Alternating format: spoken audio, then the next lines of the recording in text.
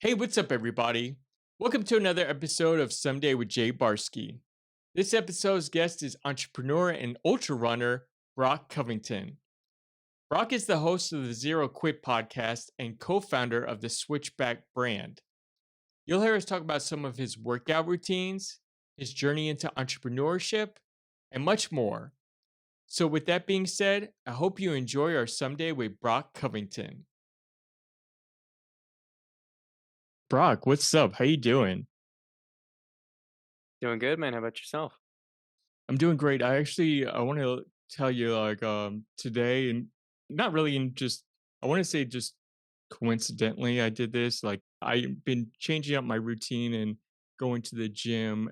I usually go after work in the afternoons, but now I've lately been going in the morning, especially first thing when I wake up. And I don't normally do this, but I actually took a run, and running is something that I don't normally do. It's really hard for me to start running, but I know, and I Mhm. I say this because obviously, because you're an ultra runner, that you are like, yeah, it's something that I kind of want to discuss with you about, just trying to get back into running. Because one of the things I really want to do at some point in my life is to like get into like 5Ks, 10Ks.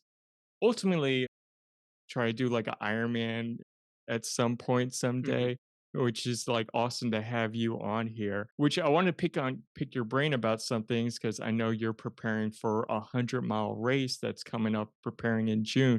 So, what is it that you've been preparing to do in order to prepare for that race? Yeah, so the first thing I'll say is I was like you as well, where running felt like a chore. It felt like it just felt miserable. I couldn't imagine myself ever finding pleasure or some kind of purpose or doing it consistently. Even some days now, I still feel that way. But I think I came from a lifting background for 8 years, and I started running a little bit more around the pandemic and found that running offered me a few things. One, it offered me kind of this different outlet, basically that lifting fulfilled in an area, right, of fitness and physical health and all of that, but it operated a little bit differently. And then the other big thing for me was solitude.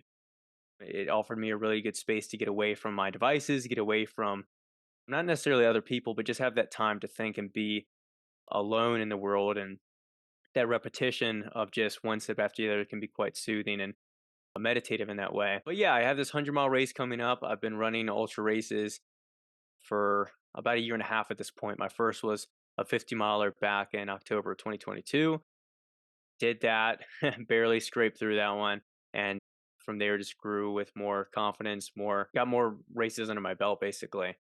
And then from there, just knew that the next step, the end goal was always going to be a 100-mile race. So was scouting for different races and fell in love with the idea of running Bighorn race. It's out in Wyoming, and that's in June.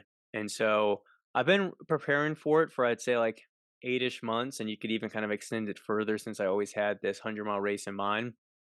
But really, since the new year, so I'd say about a good 4 months now under my belt, I've been slowly ramping up the not just the running mileage, but really time on feet for these ultra races.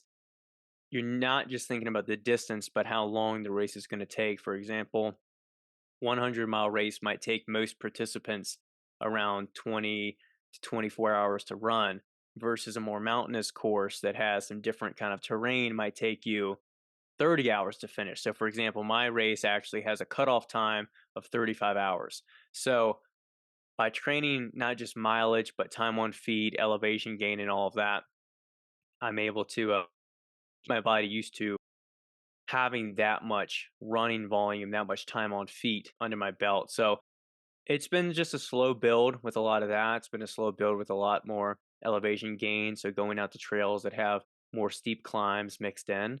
And it's been very time consuming, but it'll be worth it. So, what's the, I guess, on average, I guess every day do you typically run, or what's the distance? I run about 5 days a week, and the distance kind of varies with those. And like I said, it's mostly centered around time. So what a lot of my runs will look like is 60 minutes easy or 90-minute run where 20-minute warm up, 20-minute cool down, and then in between I have different intervals of maybe it's hill repeats of 2 minutes hard up a hill, 2 minutes coming back down. And so that'll get sandwiched in. So I have a couple runs like that. And then on the weekends, those are the longer runs where pace isn't really considered. It's like just keep your heart rate in a general range of, let's say, like 130 to 145 and run for 3 hours. And the only other parameter or requirement criteria that gets thrown on some of those runs is you need to get 1,200 feet of gain, or you need to get 2,000 feet of gain in those runs. So it's split between 5 runs. Different runs have certain emphasis. Luckily, outsourced all that work on to a friend of mine who's a running coach, so I don't really handle that. I just have to pull up the app and do what I'm told. It's funny when you mentioned like running or working out, it was considered a chore. That's what I've always considered. Even going back to my college days, I used to work at a gym, and I've always been into like going to the gym and working out, but I've always looked at it as a chore. Like, especially I've always put my headphones and listened to music, and it just became it felt like a chore, like working out and then like doing the music playlist kind of just felt repetitive to the point that it just Mhm, became kind of boring to me, and it just made me like less motivated to working out until like I wouldn't say I after COVID, when they like definitely stopped like closing down gyms, I stopped completely going to a gym. Still worked out, but just like at home workouts, calisthenics, stuff like that. Now, I would say like the past several months, I've gone back to finally going to the gym and working out. And one thing that really got me to get motivated to now loving to the going to the gym is just listening to podcasts, because just listening to different podcasts every day. I mhm. love listening to podcasts, but I don't really have time at home to listen to it. I really just have time just to listen to a podcast. At least that time when I go to the gym, I like my body physically is getting distracted while my mentally I'm doing something else. So it comes to a point like even I mentioned about like going in the morning, like I wake up first thing in the morning, I'm like, oh, I want to go to the gym. Like now I crave going to the gym to the point that I can see why people feel addictive to like working out and just either going to the gym or just doing something physically active. It's just and it's like it's great just mentally boosting, physically boosting to the point now I just love working out. Do you listen to a podcast when you lift weights? Yeah. Do you find that you ever get a little bit distracted? Because I haven't done I sometimes will do that on a run because I feel like I can kind of zone out versus I feel like with my lifting, especially if I'm under some compound exercise with a lot of load, I feel like I have to be a little bit more attentive and focused. And I feel that, at least personally, I would get a little bit distracted if I was really locked into the conversation. But of course, it maybe depends on the type of podcast you listen to, if it requires a little bit more attention. I would say my mentally, I am focused on the podcast, but it's just like my body just naturally like just kind of already does it so much of like these different workouts that I don't think too much of my workouts anymore or just don't get Hmm. too distracted because my mind's just focused on something else. Okay. So you mentioned like things to do like resting after your races, and I know one thing that you're into is doing cold plunges. So is that something you do after your runs, or do you do it like maybe before them? So I haven't done it too much before them. A friend of mine will do some cold plunges sometimes before he lifts. I think he got most of that from hearing Huberman talk about it on Joe Rogan's podcast about there's potentially some benefits with that as your body's warming back up. But I mix them in, I'd say like 3 or 4 times a week. I don't make it too much of a hassle or too much of an emphasis on it. I think it helps a bit, specifically with getting inflammation out. So that's one thing I've just been a little bit worried on, is making sure my body's healthy as I put on all this volume. And I think as a way of flushing out that inflammation, and a little bit of resetting the body, the cold plunge is nice. It's just a luxury that I've been fortunate to be afforded, but not one that I think I would go out of my way to invest too much time or money into personally, because I think the benefits they're there, they exist and they're real, but they're a little bit overstated. Mhm. Is what I would say. I do think the mental kind of ability to test yourself under something difficult, like getting in that water and having that negotiation with yourself before you get in. So I know some people will use it either for mental health or with anxiety and as a calming mechanism. So for me, it's been a really nice tool, but I wouldn't emphasize it too much for my sleep. Honestly, the biggest thing I think about with with or my recovery, the biggest thing I think about is sleep and diet. So I try and make sure I don't nudge my 8 hours at all, and I make sure that my diet is full of high protein, lean meats, and good fuel sources. So I saw that you have your own, like, barrel that you do your cold plunges, is that right? So I used to be partnered with Ice Barrel, and yeah, they sent me out a barrel, and I was able to use that. And it's it's a little bit more ideal than a Rubbermaid tub because it's obviously made for that, but it's also quite expensive. So I think it's about like $1,000, and so I was fortunate to have that gifted to me or given to me. And I used that for a while. But here in Colorado, it either in the summers it would get so hot that I would have to use so much ice, or in the winters it would literally freeze over and I couldn't even use the barrel. So fortunately, I partnered with Plunge lately, and I was able to use more traditional kind of plunge that you plug in, have the chiller and all of that, and so that's been much more convenient. And yeah, so that's what I use. And we were talking a little bit about weightlifting earlier. So how does weightlifting or doing all of those weightlifting exercise help you prepare for your races? So the funny thing is that there's ways to make lifting work for you as a runner, and there's ways to kind of leverage that. And, and there's a lot of carryover, whether it's improving bone density or improving muscular endurance, a variety of factors that can help you be a better runner in general, but also specifically with trail running and the wear and tear that comes down on your quads when you're going up or down mountains and all of that. But I'll say the caveat to add is I lift to be better at lifting, not to be better at running. Especially with me coming from a lifting background, I still lift primarily with a bodybuilding and strength focus on there. So I cater it a little bit to running as far as not going too crazy on the volume on my lower body, but I very much lift to improve my physique, to be stronger overall, not to be better at running, is what I would say. So I understand that you were doing, I guess, it's professional bodybuilding before you became an ultra runner. So what was kind of the change from doing one thing to the other? So it wasn't professional, but it was more just amateur bodybuilding. And I did do one show, but I didn't really do it from a competitive standpoint, more of a hobby and passion standpoint. It was more like I preferred training like a bodybuilder, but I didn't really care about competing. So in that sense, yeah, I was training like that. And the shift for me, how I adjusted my training was I just mixed in a bit more functional movement. So instead of doing very closed off machine exercises like a leg extension or a leg press, I just mixed in exercises that would challenge my stability and hips more. So I would do single leg RDLs. I've done walking lunges, reverse lunges, different things like that that just help me challenge my body in a more free weight way that's going to carry over better to running than doing something that's purely for physique benefits mainly or isolation. So I understand though, like besides being an ultra runner and being into weightlifting, I guess your main career is being a videographer. So how'd you get into that? So I don't actually do much videography or the actual filming of it, but what I am is a video editor. I mean, I got into that just as a young child. I was spending a lot of time filming myself and doing different special effects and just, being a kid and making like home videos basically. And as I got older, those skills transferred over to me getting on some freelance websites for helping random individuals or small businesses. And I would pick up some easy jobs here or there. And then as I got into college, I got connected with some real estate agents that were making digital marketing content for Facebook, YouTube, different things like that. And from there, that just sprouted into over 300 different connections with agents.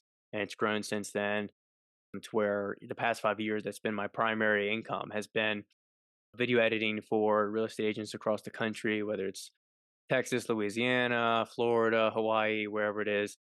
I likely know an agent there. And it's been very fruitful, and it's been able to fund not only make a living for myself and for my family, but also fund different business ventures, whether it's been lately with my friend Jeremy Miller with launching Switchback, or opening my own strength training gym back in 2020, having that thrive and do well, and then selling it in 2022. been an opportunity to kind of pour out or an opportunity to explore more of my passion projects and passions more broadly.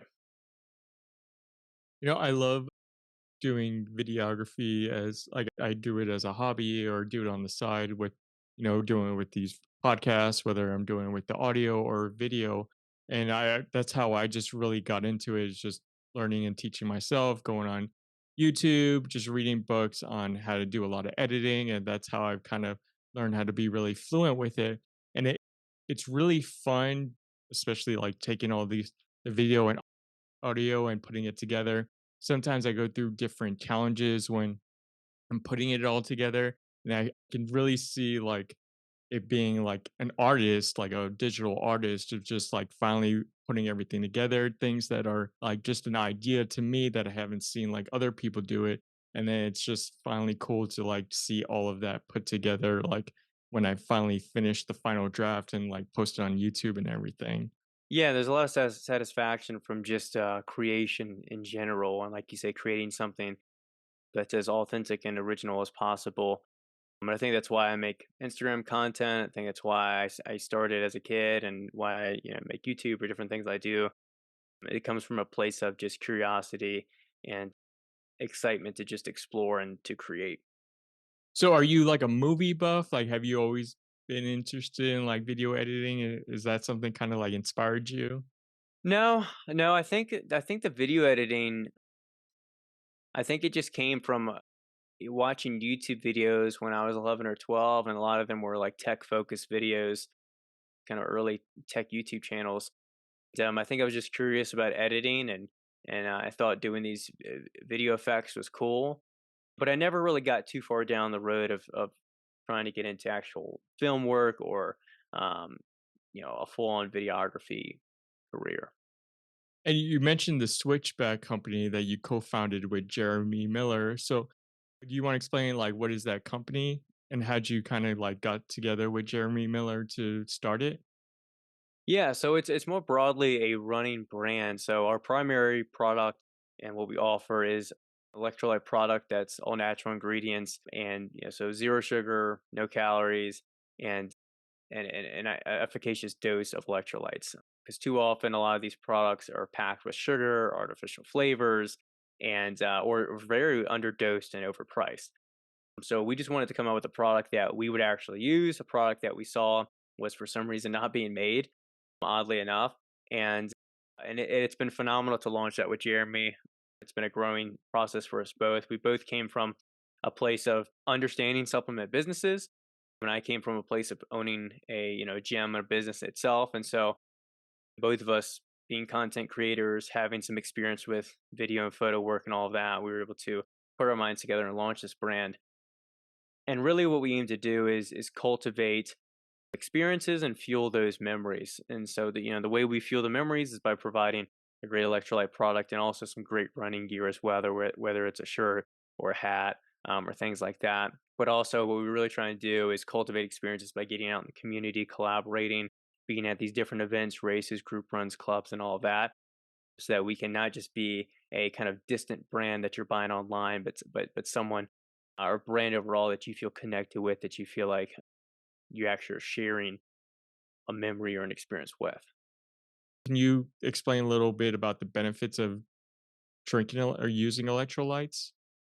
Yeah, electrolytes are, I mean, they're foundational for not just athletes and runners, but for anyone, because what electrolytes do, specifically like sodium, potassium, these help facilitate the shuttling of water across your body to your muscles, help with blood flow. And also, another big key factor too with them, kind of hence the name electrolytes, is how they work with your nervous system. So, for your nervous system, your brain, and all that to fire, you need these minerals and these small particles basically to help facilitate your body's functions. And then specifically for runners, for anyone who exercises, you're constantly losing these through your sweat. You obviously want to replenish that not just with pure water, because water will have some of these trace minerals. Like it'll have a little bit of calcium, it might have some magnesium. It kind of depends where you're getting your water, the type of water you're getting. But by supplementing with electrolytes, you can make sure that your body's getting the right amount to kind of stay balanced and facilitate these needs and also replenish what you're losing when you're exercising. That's great. Thank you for sharing that. I understand that the Switchback also like has a lot of, is it just like runner's gear, or do you offer like other clothing apparel as well? It's running focused. So it's, it's the electrolyte product, which we have a few flavors now, and then also running hats, shirts, and running bottle, things like that. So we're slowly growing. So we're slowly growing the line a little bit more. It will stay centered around running and endurance more broadly. But we only launched back in August, so we're at a growth stage of just trying to make sure we don't get too far along and overextend ourselves. No, that's great. And another thing that you're part of is that you're also a podcaster and you have the Zero Quit podcast. So, can you explain for our listeners what that podcast is about and what made you want to start that podcast? Yeah, yeah. So the podcast really originated out of a place I'm sure familiar to you and to other podcasters. It's from a place of curiosity and just wanting to share conversations with people.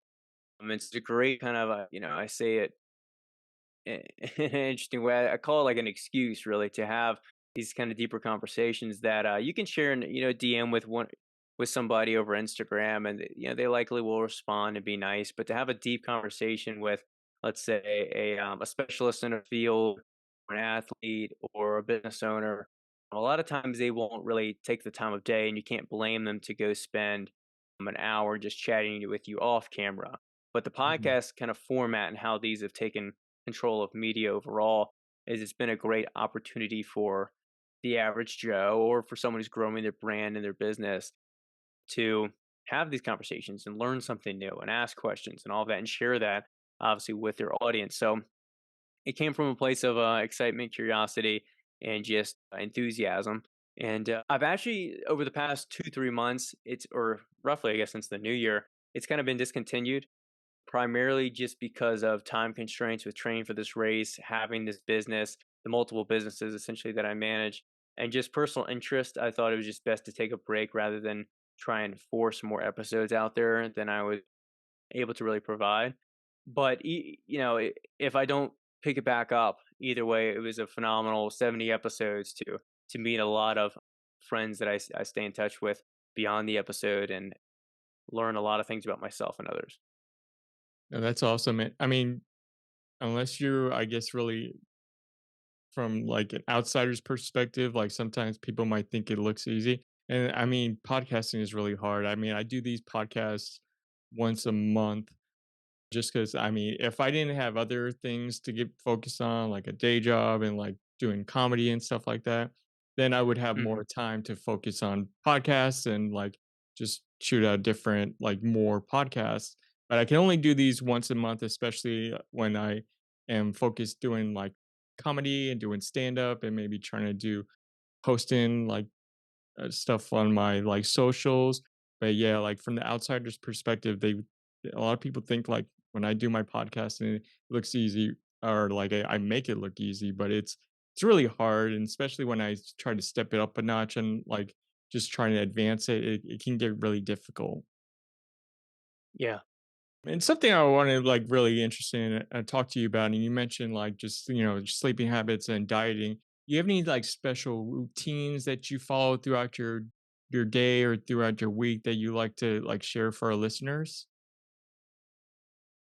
Yeah, the only routine that is more of a personal preference is really owning my morning, and extending my morning in a way. So I get up quite early, not as a mental toughness thing or some kind of source of pride, but I get up around 4 a.m. A lot of that is me being an early bird, but also because it gives me a good chunk of the day, a good 2 to 3 hours before most people are awake, before I have to get to work, before I have to do a lot of the task and the weight of the world starts to bear upon me, that I can kind of have me time and it's peaceful and it's quiet and it's dark outside and there's few distractions and lights. And again, I'm not overwhelmed with the buzz of the world.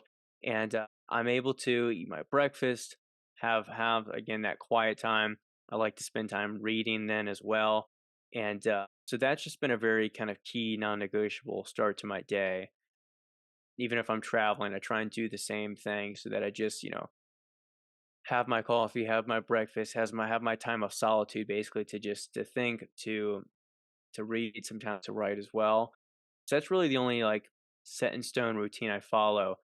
But for anyone who's trying to squeeze a little bit more out of their day, I would say, shave off an hour that you're staying up, add it to your morning, wake up an hour earlier, and, fill that gap with either time doing something creative, writing, learning, doing something like that. Maybe it is a podcast you're listening to, and, see what that can add to your day. When you say you write, is that like journaling or do you do something else with writing? It's nothing set in stone. Sometimes it's a short idea, sometimes it's a poem, sometimes it's prose, sometimes it's fiction, sometimes it's my thoughts or like an essay. I'm thinking about something. So it's not too often currently, and it's not structured. You mentioned reading, but I understand I mean, I've listened to a couple of your podcasts that you mentioned that you are trying to get into reading more. So how much time do you spend reading in the morning? So I would say I've got a good grip on my reading the past 2 years. So I was for a long time in my life trying to get into reading and read more.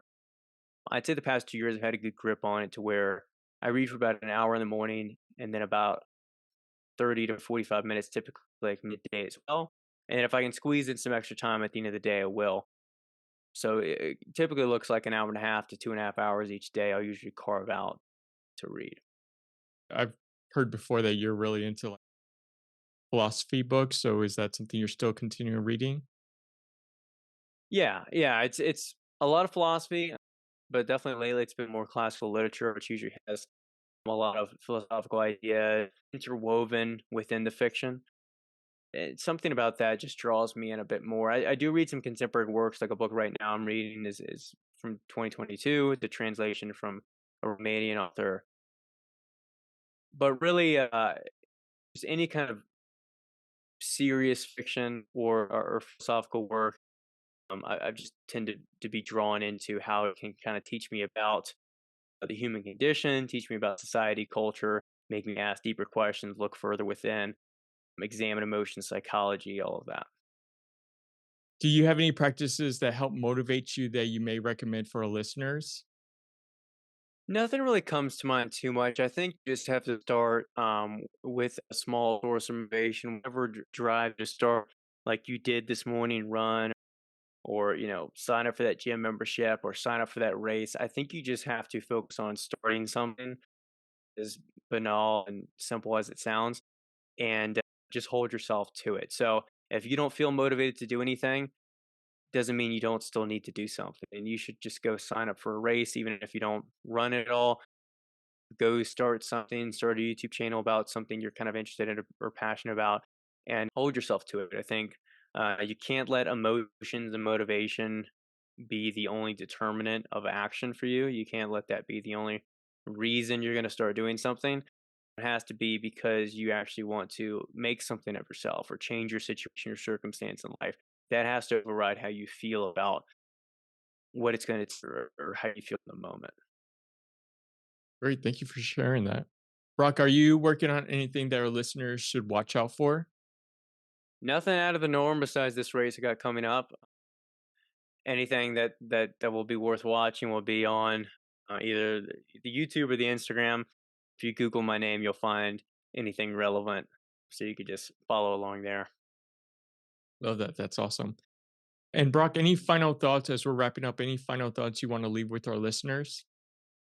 I don't have anything too specific to come to mind. I think I would just maybe again echo what I just said a little bit a moment ago about just starting something. Because I think too many people are like, I don't know what I'm passionate about. I don't know what I want to maybe do. I don't like my job, and I don't know where I want to go next. And I would just say, don't worry about where the destination's headed, but just taking steps towards something, and you'll wind up at least somewhere different, and then you can reassess and go from there. Awesome. All right. Well, thank you so much, Brock. I appreciate this conversation. It was a pleasure speaking with you and just picking your brain about a couple of it, just exercise routines and everything that I can pick up for myself and for our listeners. But appreciate this conversation and thank you for joining me on Sunday with Jay Barsky. Absolutely, man. Thank you for having me. Thanks for listening to our episode with Brock Covington. Follow him on all his socials, which you may find in the episode notes. I hope you enjoyed our episode. Please rate and comment on the podcast to help make it grow. If you wish to follow me, all my socials are at I am Barsky. Thanks for listening, and I'll see you soon.